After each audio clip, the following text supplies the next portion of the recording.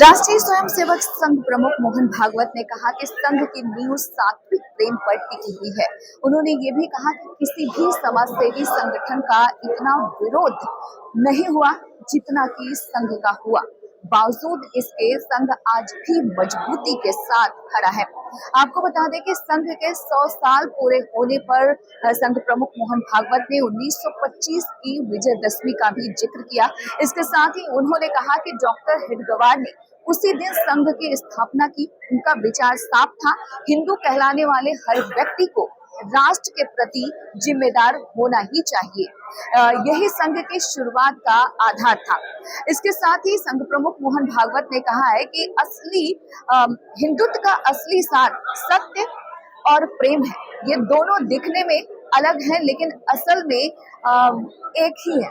दुनिया लेन देन से नहीं बल्कि अपनेपन से चलती है। रिश्ते अनुबंध पर नहीं बल्कि आत्मीयता से बनते हैं। संघ इन्हीं मूल्यों पर आधारित है। संघ प्रमुख ने ये भी कहा कि यह भी कहा जाता है कि संघ में कोई लालच या प्रोत्साहन नहीं है। स्वयं सेवक सिर्फ इसलिए काम करते हैं क्योंकि उन्हें अपने कार्य में आनंद मिलता है। यह आनंद इसलिए है क्योंकि उनका कार्य राष्ट्र और विश्व कल्याण से जुड़ा है।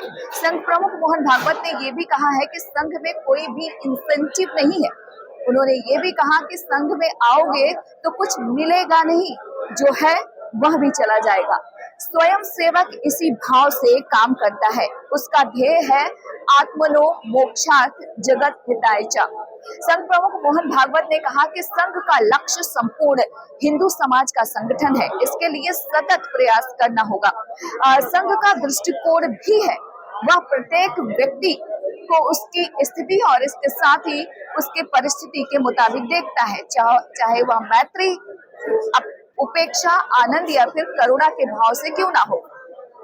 उन्होंने साफ तौर पर कहा, ये स्पष्ट किया है कि संघ कार्य का आधार किसी लाभ या पुरस्कार की अपेक्षा नहीं है। संघ की नींव ध्येय के प्रति समर्पण, आदर्श और राष्ट्रहित ही स्वयंसेवक की प्रेरणा है।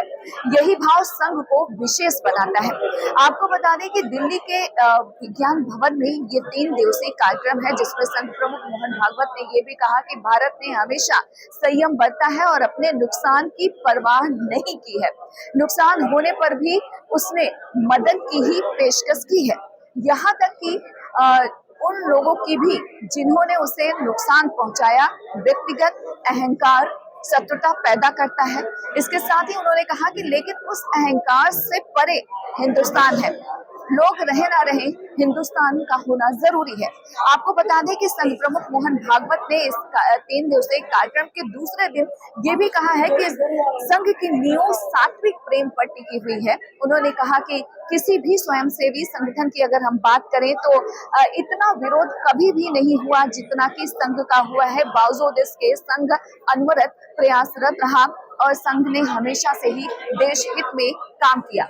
संघ के 100 साल पूरा होने पर संघ प्रमुख ने 1925 की विजयदशमी का भी जिक्र किया और कहा कि आखिरकार उसी दिन क्यों संघ की स्थापना की गई। इस वक्त हम आपको विज्ञान भवन के अंदर जो तस्वीरें लगी हुई हैं उसको भी हम आपको दिखाते हैं। आप तस्वीरों के जरिए देख सकते हैं कि जो संघ की संघर्ष यात्रा है उसका भी चित्रण यहाँ पर किया गया है। आप देख सकते हैं तस्वीरों के जरिए गोरक्षा आंदोलन में किस तरीके से संघ ने अपना रोल निभाया था, उसका यहाँ पर बाकायदा एक पोस्टर लगा है जिसके जरिए दिखाने का प्रयास किया गया है। गोरक्षा आंदोलन 1952 में स्वयं सेवकों द्वारा 1,75,49,000 हस्ताक्षर संग्रह किए गए थे।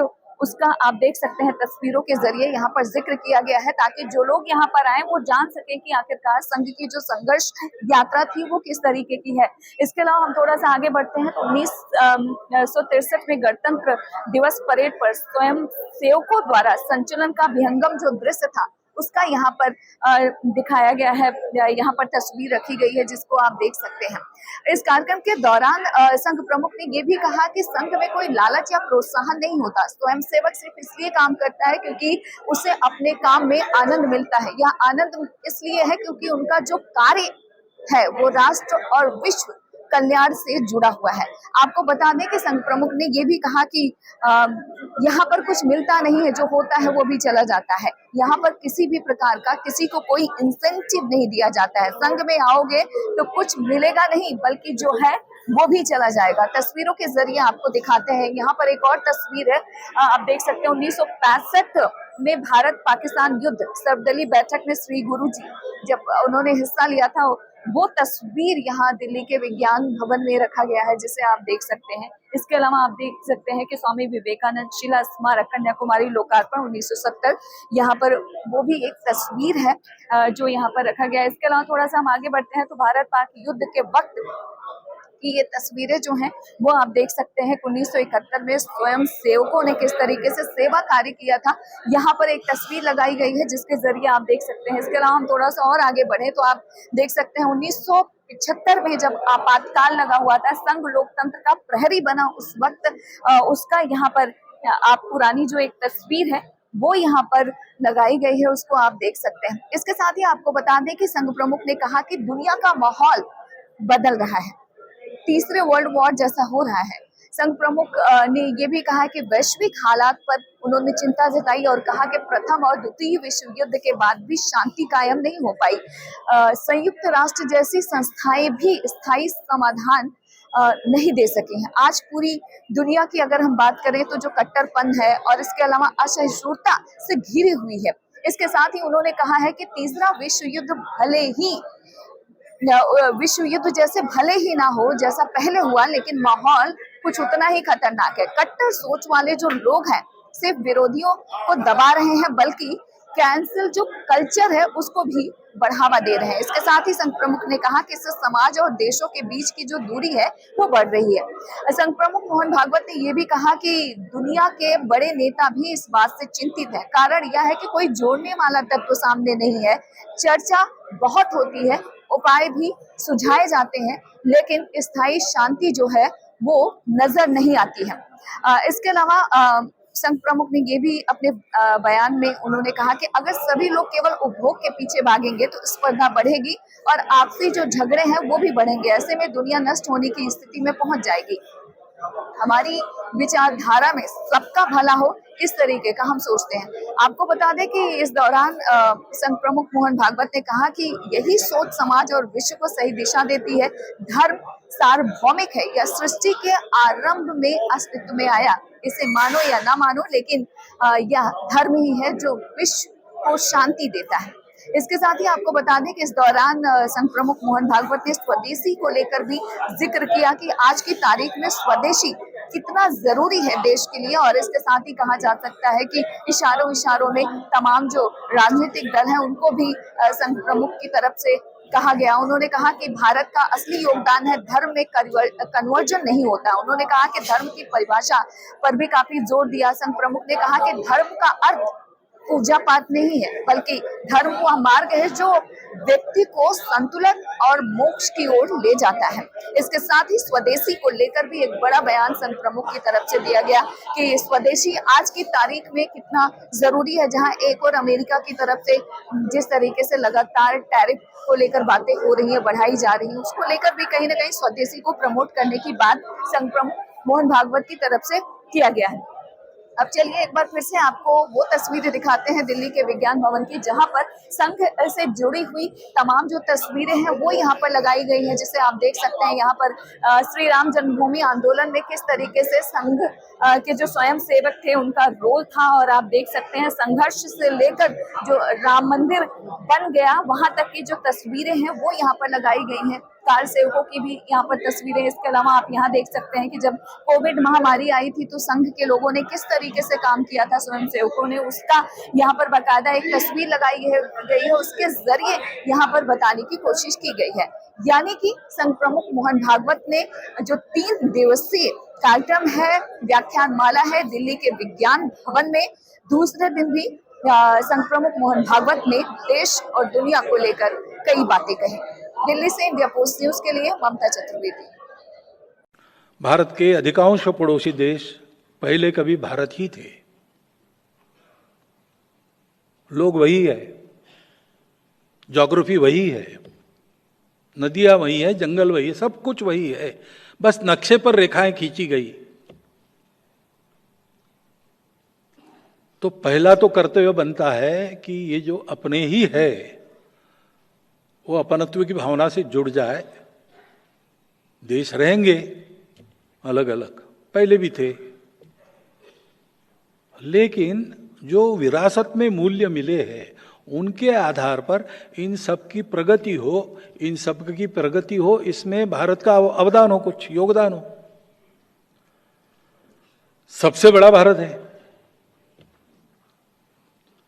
और इसलिए उनको जोड़ना, उनके यहां ध्यान देना, वहां शांति रहे, वहां स्थिरता रहे, वहां विकास हो, वहां का पर्यावरण ठीक रहे, वहां लोगों में संस्कार हो। पंथ संप्रदाय अलग अलग होंगे, परंतु संस्कार के बारे में किसका मतभेद है क्या? ऐसा बिल्कुल नहीं है। इसके लिए हम प्रयास करते हैं तो सभी जाति वर्ग के, सभी पंथ संप्रदायों के लोग इसमें सहमत है। इसके लिए आवश्यक संतुलित विचार अपने बुद्धि का बनाना, ये काम करना पड़ेगा। उसके लिए धर्म दृष्टि को जानना पड़ेगा। ये धर्म, ये यूनिवर्सल है। वो हम भारत के लोग धर्म की बात करते हैं तो भारतीय खोज नहीं है, सृष्टि के प्रारंभ से वो अस्तित्व में है। जैसे गुरुत्वाकर्षण है, गुरुत्वाकर्षण है, आप मानो या आप मत मानो, वो तो आपकी मर्जी है। गुरुत्वाकर्षण पहचान कर मान कर चलेंगे तो बहुत बातें आपकी सरल हो जाएगी, नहीं मानेंगे तो आपको ही ठोकर लगेगी। ऐसे एक छोटे से कण का स्फोट होके इतना सारा विश्व बना, उसकी जो गति है उसको पहचान कर उसको ठीक से चलाने वाला जो एक प्राकृतिक नियम है वो धर्म है। उसको पहचान कर अपने जीवन में एक अनुशासन लाना पड़ता है, संयम लाना पड़ता है, त्याग लाना पड़ता है। और इसलिए यह धर्म विश्व धर्म है। हिंदू समाज संगठित होगा तो क्यों होगा? विश्व धर्म प्रकाशेण विश्व शांति प्रवर्तकई। विश्व शांति का प्रवर्तन करने वाला विश्व धर्म दुनिया को देने के लिए। धर्म सर्वत्र जाना चाहिए, इसका मतलब सब जगह जाके कन्वर्शन नहीं करना है। धर्म में कन्वर्शन होता नहीं। धर्म एक सत्य तत्व है जिसके आधार पर सब चलता है, जिसके आधार पर सब चलता है वही धर्म है। उसको स्वभाव कहते हैं, उसको कर्तव्य कहते हैं।